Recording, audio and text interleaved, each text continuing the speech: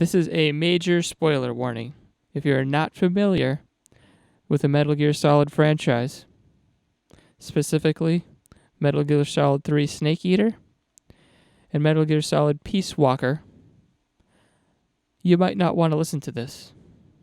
However, if you're not worried about having the story of these games spoiled for you, go ahead, give it a listen.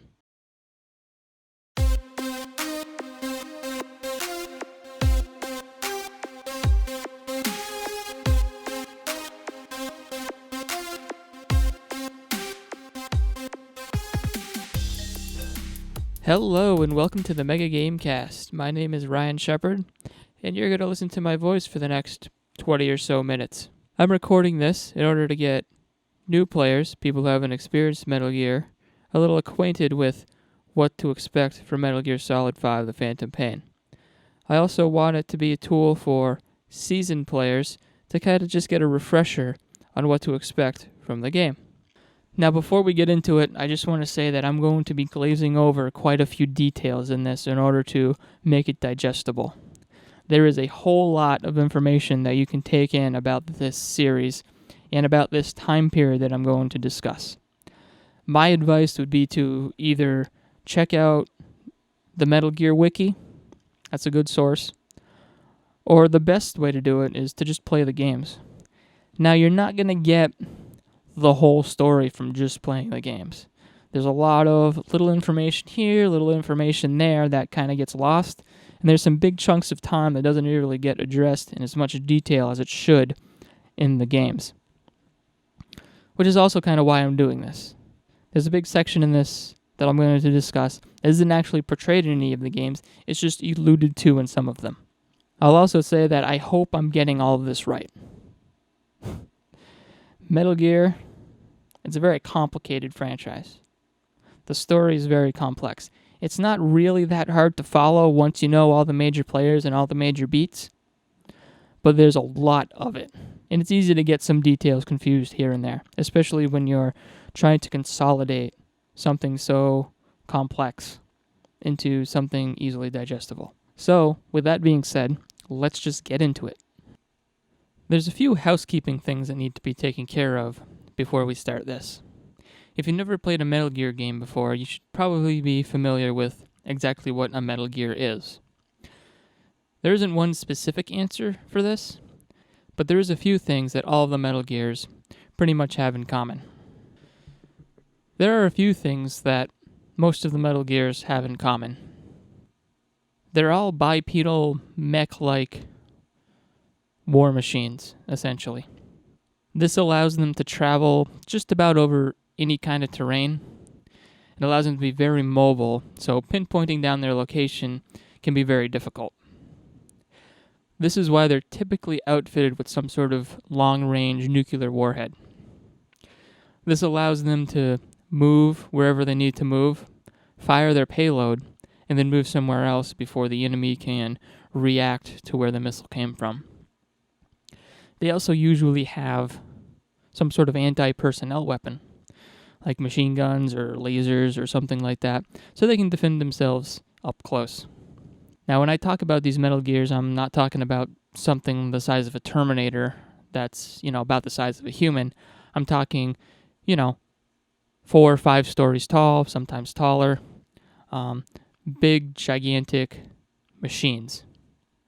One of the things that can make playing Metal Gear, understanding Metal Gear, and even explaining Metal Gear is the fact that almost all of the main characters have different names depending on what game they appear in.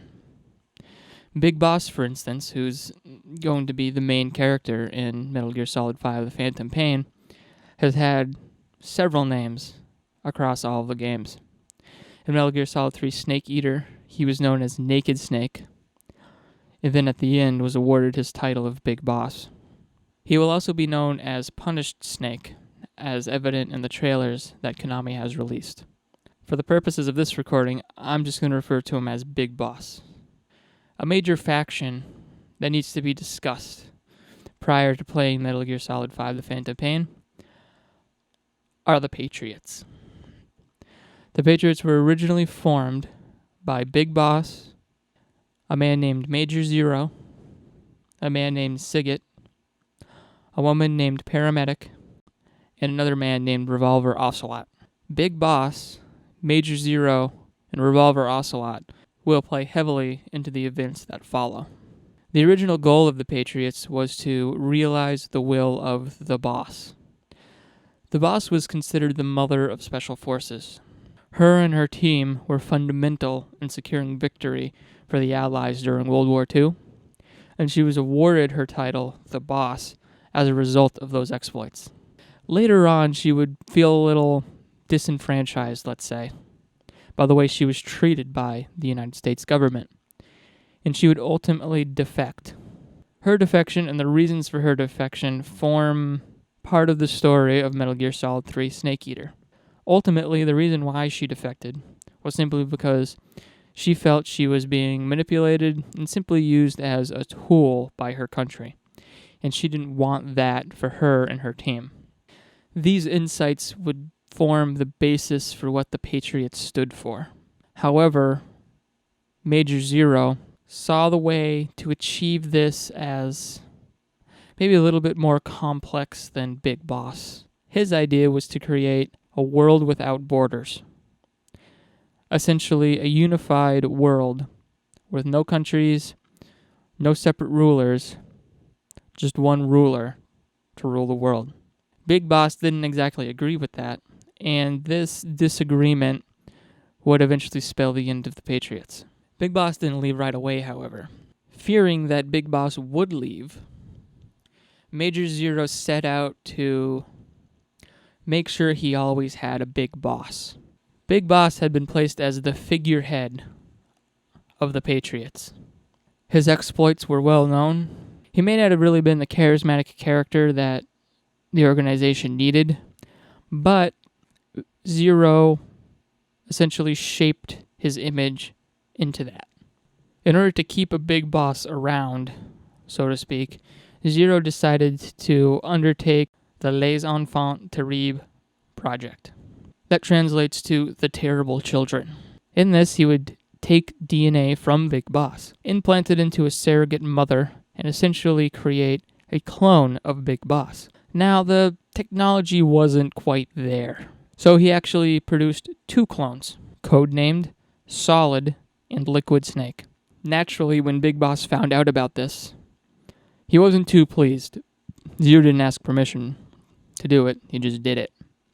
And this was essentially the last straw. Big Boss left the Patriots.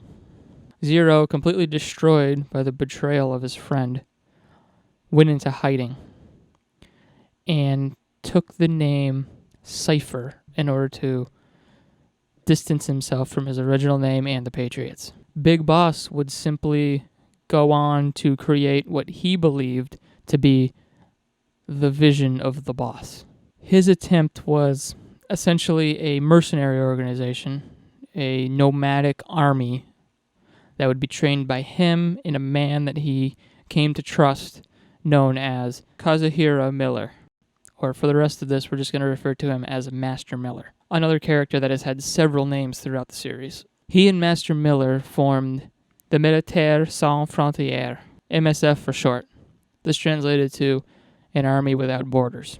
They would essentially work for any organization, any country that needed them.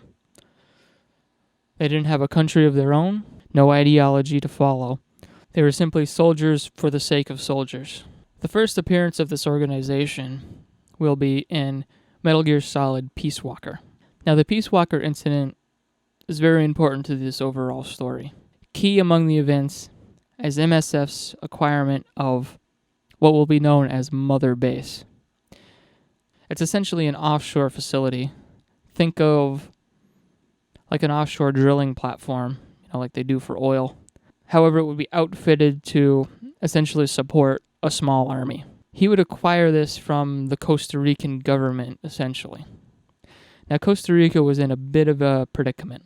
CIA operatives had infiltrated the country and were setting something up inside the country that the government didn't really like going on. So they turned to Big Boss to essentially be their army and eliminate this problem that they had. It turned out to be a little bit more complicated than that. In order to get all the details of Peacewalker, you should probably play through the game. There's a lot of ins and outs, just like every game in this series. But there's a few things that you need to take from this that otherwise wouldn't make Metal Gear Solid 5 Ground Zeroes and The Phantom Pain make any sense. In Big Boss's travels and exploits in Costa Rica, he came across a few important figures, one of which will be Huey Emmerich. He's a technical engineer responsible for creating an artificial intelligence that would be placed inside of Peacewalker, which is kind of like a AI-controlled Metal Gear. Huey's boss decided he wasn't needed anymore, and Big Boss essentially saved him. So Huey decided that, hey, I'll work for this guy. And he worked as basically his technician of sorts, giving him technical information, helping him research better technology, and also helping him build his own Metal Gear. Another very important character that Big Boss will meet along the way is Paz Ortega. She is originally portrayed as a Costa Rican whose country has been taken away from her, impacted inexplicably by the CIA's antics within Costa Rica. This is used as a tool to kind of get Big Boss and Master Miller to agree to send their army to Costa Rica.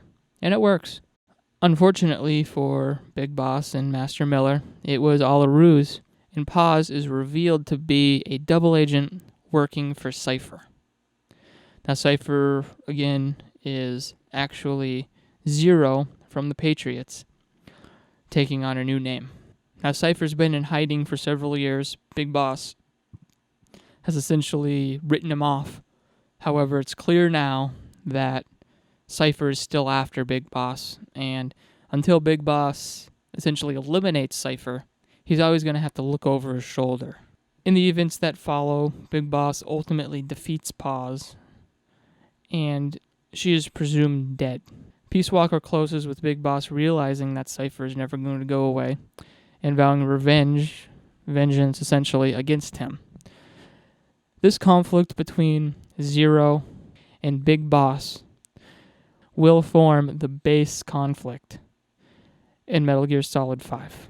So now we come to the events of Metal Gear Solid 5 Ground Zeroes. This opens up with Big Boss learning that Paz, who he originally thought had died, was actually alive. Now this is important because Paz may be the only person that knows where Zero is hiding. Zero has been very careful with who he communicates with since the breakup of the Patriots, and Paz is the only person that Big Boss believes has actually had contact with him in person. So there's a good chance that she can reveal his location to him. Big Boss learns that Paz is being held in a U.S.-run military base in Cuba and is looking to infiltrate it in order to extract her. While this is going on, a team of weapons inspectors is visiting their mother base in order to ensure that they're not in violation of any international laws or treaties. In reality, the base is actually operated by Zero and is under command of Skullface, one of Zero's henchmen.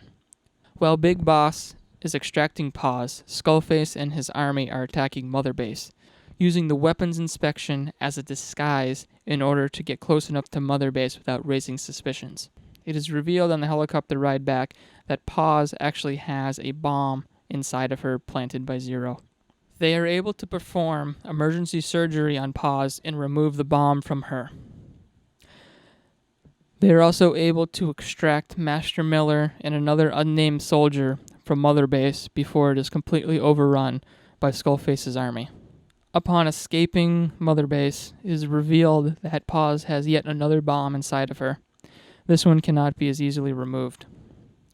She throws herself out of the helicopter and the bomb explodes. However, she's not far enough away in order to stop it from destroying the helicopter. is presumed that the only survivors of the helicopter crash are Big Boss and Master Miller, and both of them are critically wounded. While both of them are saved, Big Boss slips into a 9-year coma. In Metal Gear Solid 5, the Phantom Pain will pick up after Big Boss awakes from his coma.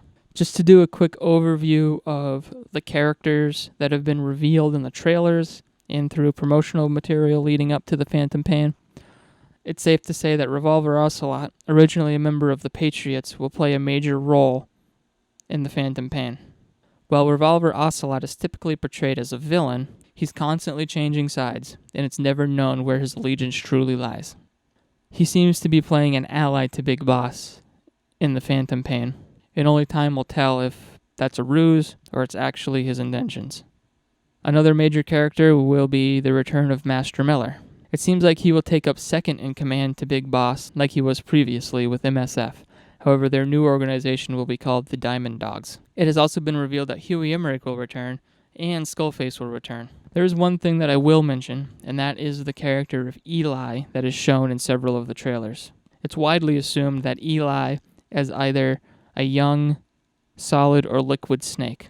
Exactly who Eli is, and whether or not both Solid and Liquid Snake will make an appearance in this game is yet to be seen. I hope that this recording has helped newcomers to the series get acquainted with some of the characters that they're going to experience in the Phantom Pain. And I hope that it's also helped seasoned Metal Gear Solid players just kind of get a refresher on what to expect from the Phantom Pain. So I hope you liked what we did here today. If you want to leave comments, please do. You can always email us at mgamecast@gmail.com. If we get a positive response for this, we'll probably do more like this in the future for similar big title games that come out. So again, please like and subscribe, and we'll see you in Afghanistan.